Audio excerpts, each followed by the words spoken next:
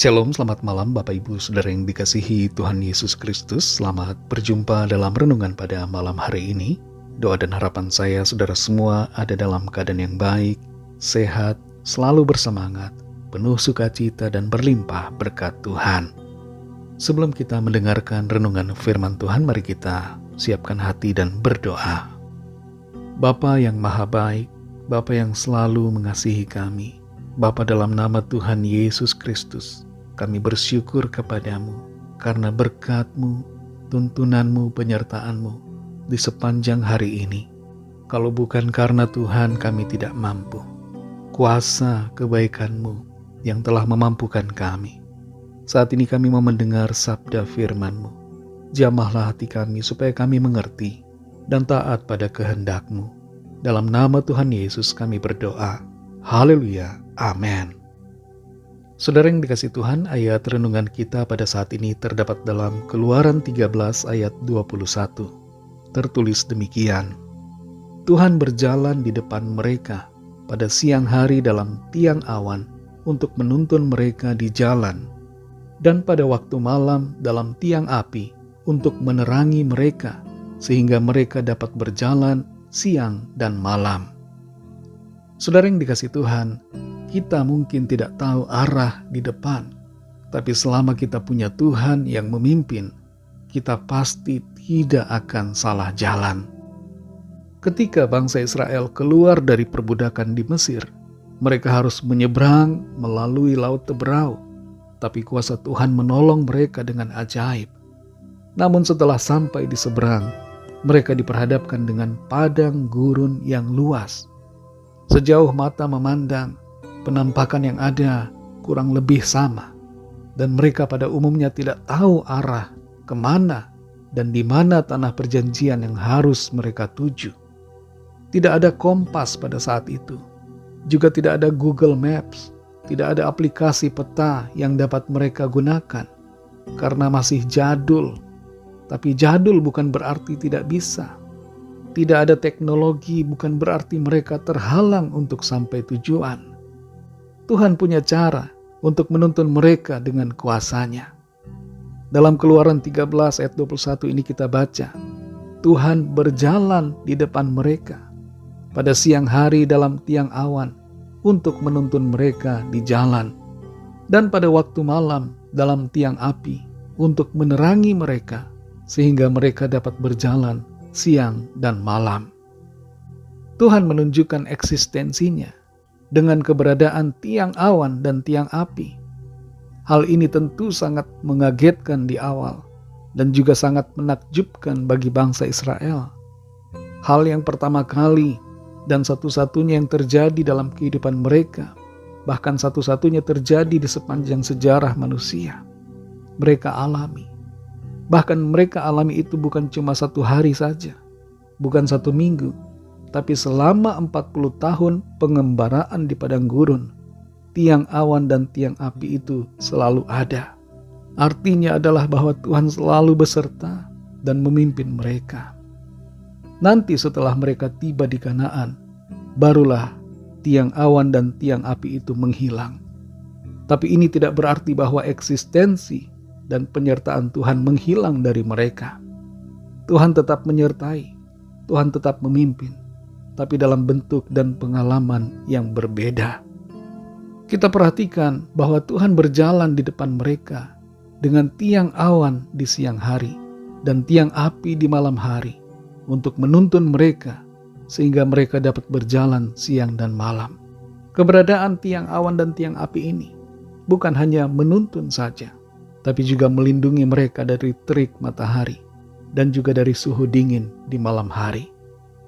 Saudara yang dikasihi Tuhan, memasuki tahun yang baru, yang sebentar lagi akan berganti, kita semua perlu menyadari satu kebenaran ini, bahwa Tuhan ada bersama-sama dengan kita.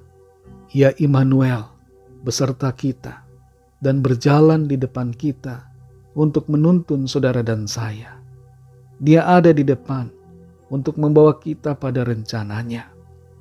Makna Tuhan di depan berarti bahwa Tuhan akan selalu memastikan agar kita berjalan dalam jalur yang benar untuk menuju penggenapan janji-Nya. Tapi kita perlu bersedia, bahkan harus bersedia untuk mengikuti tuntunan Tuhan dengan cara menuruti firman-Nya. Tuhan ada di depan, berarti bahwa Tuhanlah yang menjadi pemimpin kita. Tapi kita juga harus mau bersedia untuk dipimpin Tuhan.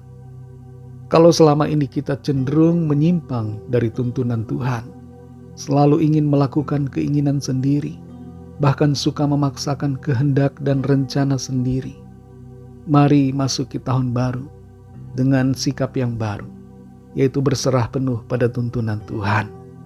Dan kalau selama ini kita tidak mau dipimpin oleh Tuhan, kita punya pemikiran sendiri dan keputusan sendiri yang berbeda dengan kepemimpinan Tuhan, mari ubah sikap kita untuk menyelaraskan hati dan pikiran pada kehendak dan pimpinan Tuhan.